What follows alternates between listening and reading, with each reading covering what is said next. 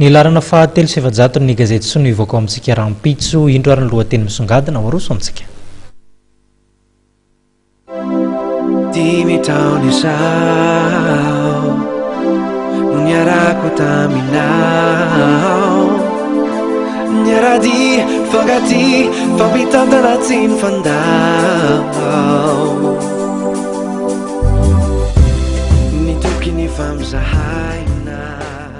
Alakamisy indray rampitso noho izay dia mivoaka indray ny laharana vaovao amin'ny gazety Soa ka ny laharana fahatelo sy efajato no mivoaka ho an'ny rampitso izay.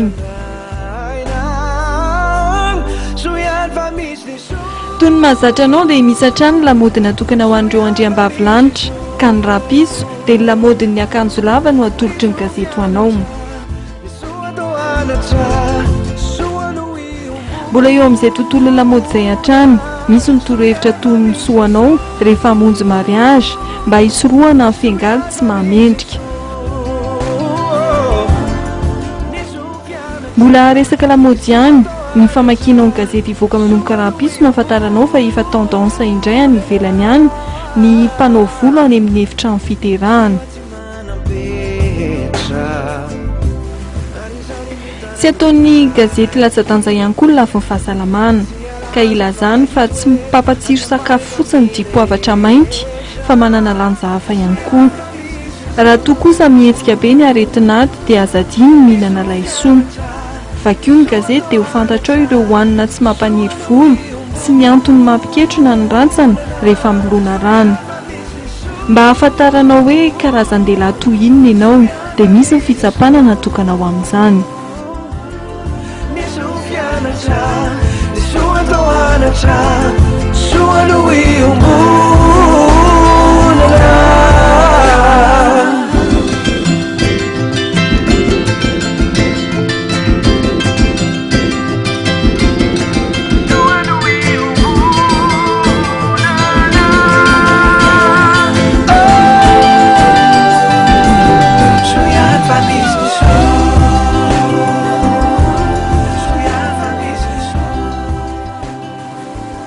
Santionany amin'ny loha hevitra ihany ireo fa mbola marobe ireo ratsoratra ao amin'ity laharana fahatelo sy efajato ity ka aza donona ny makany anjara gazetinao dia ny rampitso.